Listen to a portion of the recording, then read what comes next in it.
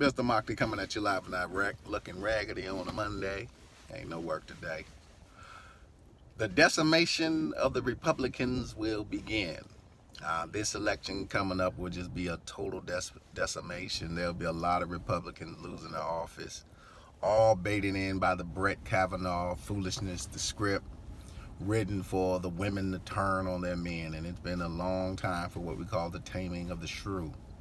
So the Caucasian woman is about to turn on her Caucasian man. We saw that with all the foolishness that took place this weekend. I was 50-50 on Kavanaugh getting in. I started with him not getting in, then I moved to him.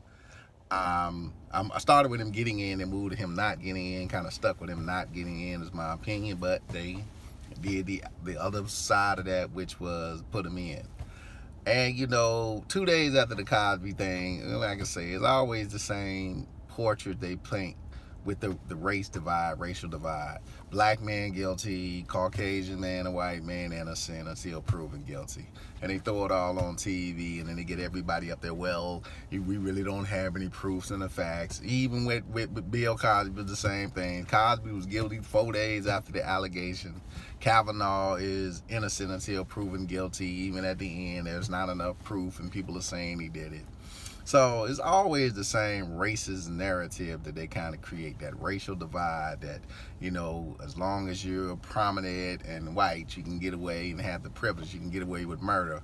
And, somebody will just pat you on the back, say, good boy, don't do it again.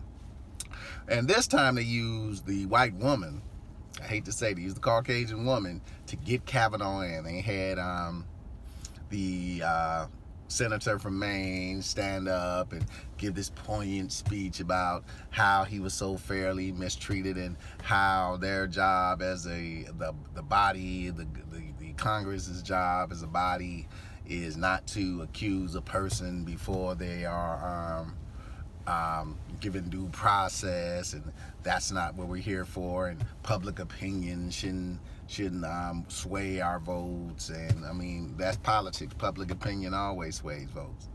But at the end of the day, realize that these folks you vote in are in there for themselves. They say they're in there for you to get you to put them in there, and then they show you they're really in there for themselves. So she's pretty much done.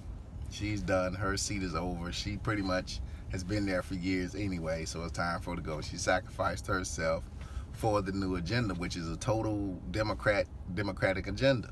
It's going to be obliteration. I mean, this is just, it's going to be nasty. Trump had this victory, this so-called, they kept playing up Trump's victory just to have a disaster after the elections, which is going to be very bad. So you have a lot of Democrats taking seats coming up in this next election. Trump pretty much going to lose power and kind of winning into that 25, which is coming up, that almighty impeachment vote. And they've even started talking about impeaching Kavanaugh, which I don't think is going to happen, but it's a reason either why Kavanaugh is going to be there or not going to be there. I'm still 50-50 on Kavanaugh actually keeping that seat. I'm still 50-50 that there's going to be a betrayal somewhere inside of this. But for right now, Kavanaugh is your new Supreme Court justice. And like I said, it always goes to the narrative of the racial divide they want to keep in this country. Black man, Bill Cosby, guilty. Caucasian, Kavanaugh, innocent until proven guilty.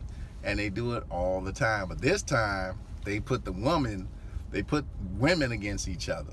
They put women against each other. And this faction of the old head Caucasian women, the white women who still are down with, my man can rape me, beat me, slap me around, and I'll still bow down to him, and he can do no wrong, with the new young woman who ain't taking none of this crap.